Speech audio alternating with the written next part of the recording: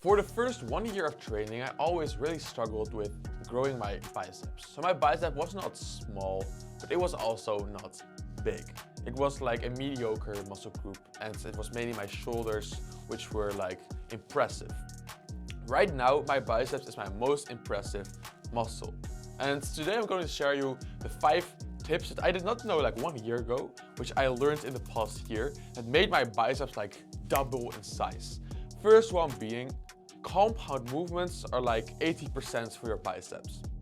So I always used to think like, oh yeah, the bicep curls and the Bayesian curls and the hammer curls and all these bicep variations are the only way to target your biceps. And I was wrong, because my biceps has grown the most since doing heavy rows and heavy lat pull downs.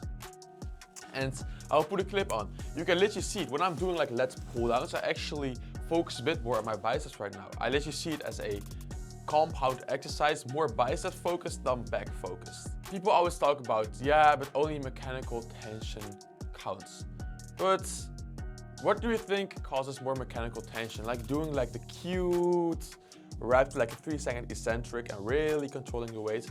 We're doing like heavy 120 kg lat pull downs on a cable stack. So this is not like free weight, this is like extremely heavy 120 kg. No one in my gym can do it beside of me. For 4 reps, to be clear. And you think if I like pull it down, that is like real mechanical tension in my biceps. The second mistake is to doing your bicep exercises too heavy. So notice your bicep exercises. So when doing like heavy rows, when doing lat pull-ups and pull-ups, double down on it. Go like even heavier, go for like 5 to 8 reps and really make your biceps fatigue as well. But when you like isolate your biceps, so with a bicep curl of any sort, go a bit lower in the weights and really focus on stretching and then contracting it. Because we've already trained it compounds. And if you've been watching a few of my videos already, you know that every muscle group needs both like a compound and an isolation trigger. So the compounds come in the beginning of your workouts and the isolation exercises, which are a bit lighter, come at the end of your workouts. The third thing is that stretch is overrated. So here I'm talking mainly about like isolation exercises, because yes, with the compounds, you for sure are not really going to focus on the stretch and then going slowly down. No, with the compound movements, you're just throwing as much weight around as possible with a good form. So you're not like completely swinging up and down. Still have a reasonable form, but you don't really focus on that eccentric phase and the perfect range of motion. You just want to get stronger. With the isolation exercises, you want to focus on your form.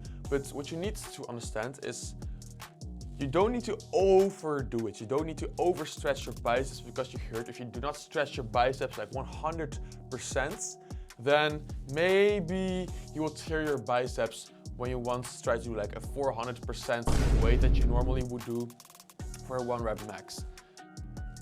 What? Well, who's going to do a 400% bicep PR in the first place? So you normally do like 20 kg and now you try to do 80 kg. Yes, but that is just asking for injuries, right? You don't need to have like the perfect stretch. Especially with Bayesian cable curls, I can get that perfect deep stretch because I put the attachment a bit higher, so my biceps actually gets pulled upwards, which causes more stretch. The fourth tip that really helped me is to play around with your grips. So maybe you're doing like a bicep preacher curl, but it just really hurts your wrists. You do know there are like different bars you can use. You can use like a straight bar, you can use like an easy bar. You have this bar that I personally really like. It is I will put it up on the screen. And just experiment around with this. And this also counts for your back exercises, for example, with doing like rows and pull downs. Just choose different grips. Go one time with a really wide grip, go with like a supinated close grip. Just try different variations. With biceps, maybe try to just do dumbbells. Maybe try dumbbells with straps. You can have all these different variations. And I am sure that at least one of them won't like hurt your wrists and elbow joints. It can actually make you feel your biceps really well. The last tip would be to don't do hammer curls. Hammer curls are like not a bad exercise. You could do them, but they are, in my opinion, a waste of time because of compound movements. So if you once again look at the clip of me doing lat pull downs, you can see my brachioradialis being contracted. That is like enough. Just look at my arms. I have such big arms and I don't train my brachioradialis. And the people saying the brachioradialis makes your biceps look bigger, that's true. But my biceps look big because my brachioradialis is big, because I train it with like heavy compound movements. You don't need to isolate that tiny bit of muscle, which also usually feels like a bit more awkward to train than just normal bicep curls, a bit more painful. So just avoid it. Do a compound movement instead, which will target your brachioradialis just as well, with more back and biceps activation as well, for a lower energy cost in total. And the bonus tip for biceps would be to just don't do too many exercises. And this just counts for arms in general. Have like 1 or 2 exercises that you do for isolation, and the rest is just compound. For arms, I also count in like shoulders and forearms, for example. If you look at my training routine, I use straps almost at all my exercises. But if you would look at my forearms, you would think, ah, they're small. My forearms like still as huge as your biceps, despite the fact that I use straps, and I only do like 1 curling and 1 extending exercise for them.